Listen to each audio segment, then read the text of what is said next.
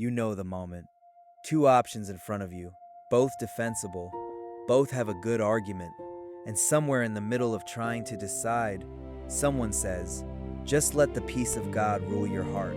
Go with peace. And you nod, and then you're standing there afterward, no clearer than before, quietly wondering what that's actually supposed to feel like. A warm sensation? An absence of doubt?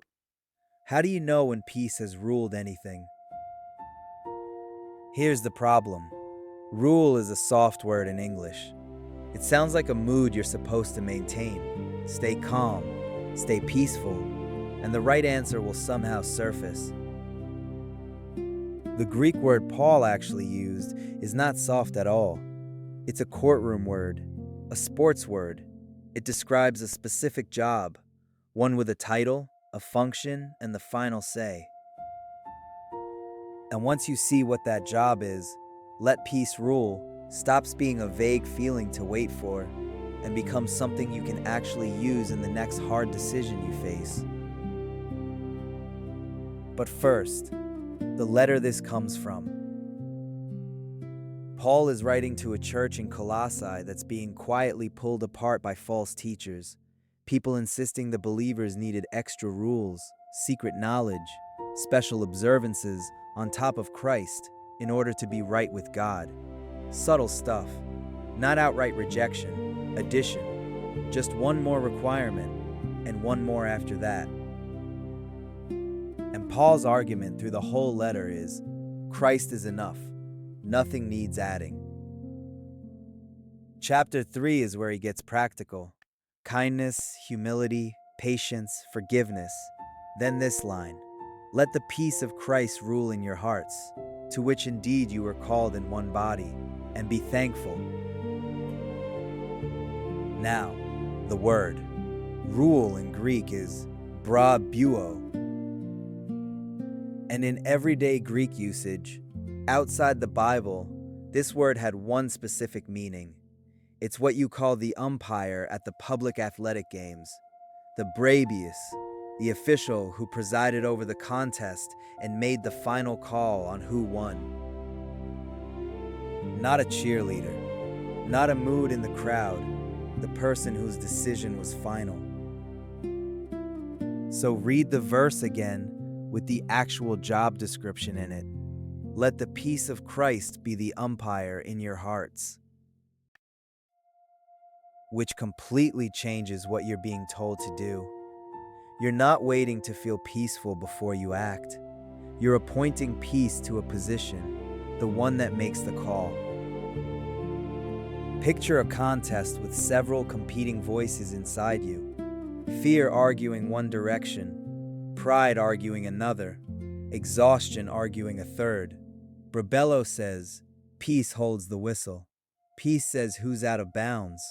When something wins the argument in your head but the peace of Christ can't sign off on it, that's your answer regardless of how convincing the argument was. Think about the last time you sent an angry message and regretted it an hour later. In the moment, the anger had the better argument. It felt justified, even righteous. But if you'd asked one question first, does peace call this in bounds? You already know what the ruling would have been. You just didn't ask the umpire. You let the loudest competitor make the call instead. That's what a rigged contest looks like, from the inside. Not chaos, just the wrong judge holding the whistle. Quick note before we keep going. If you've ever read a verse your whole life and wondered what's underneath the English, that's every video on this channel. One verse, one word, what it actually says. Subscribing means you won't miss the next one. Now, here's the part almost nobody notices, because Paul doesn't use this word only once in this letter. Go back one chapter, Colossians 2, verse 18. Paul is warning the church about those false teachers directly, and he writes, let no one disqualify you. The Greek behind disqualify is katabrabeuo. Look closely at that word. It's the same root, Brabeuo, the umpire, with one prefix added, kata, against or down.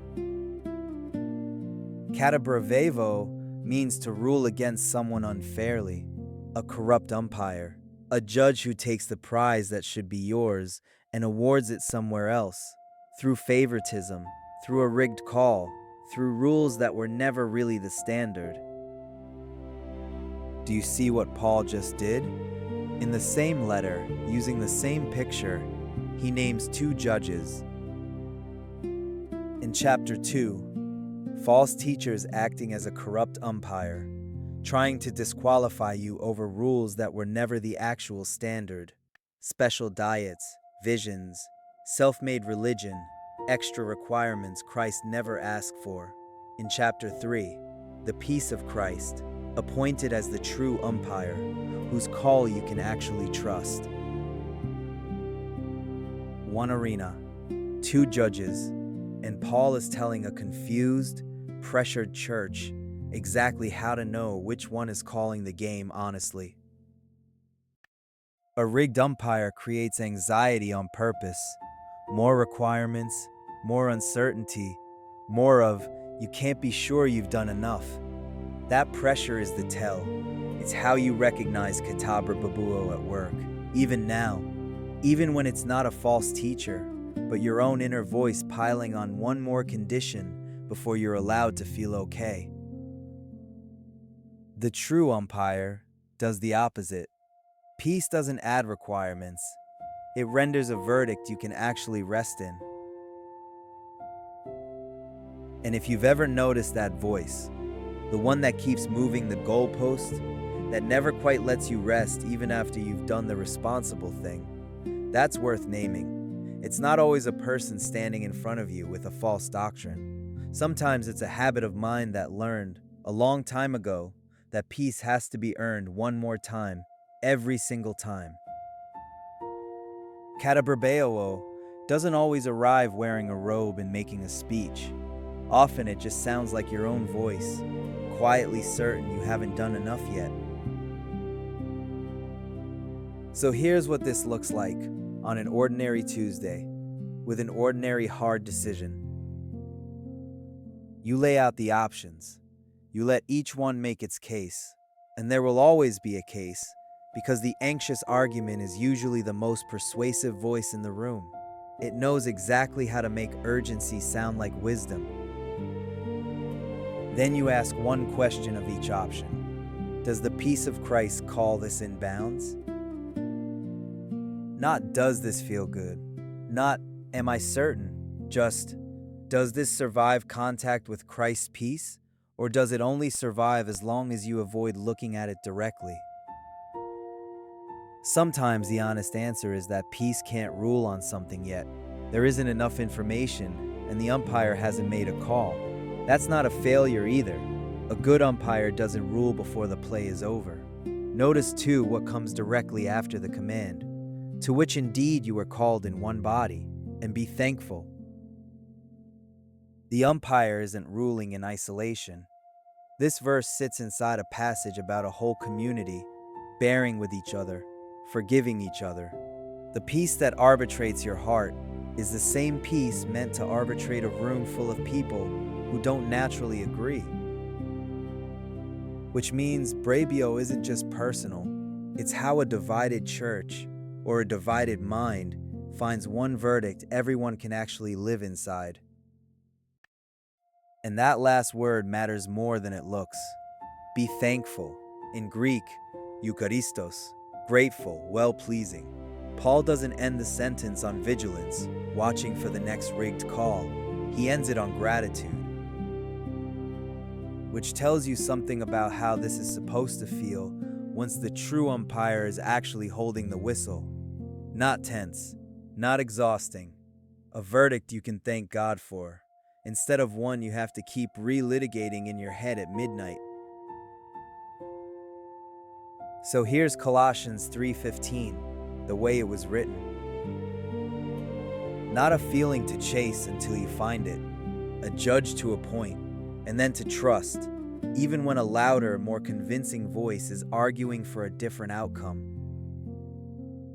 There will always be a corrupt umpire nearby, offering you one more requirement before you're allowed to rest. Paul's answer isn't to out-argue that voice. It's to change who's holding the whistle. One more thing before you go. In one word, what's the decision right now where you've been listening to the loudest voice instead of asking who the real umpire is? Just one word in the comments. And if someone you know is stuck between two options right now, unable to find peace either way, send them this. Sometimes the problem was never the decision, it was which judge they were listening to. Let the peace of Christ be the umpire in your hearts, to which indeed you were called in one body, and be thankful.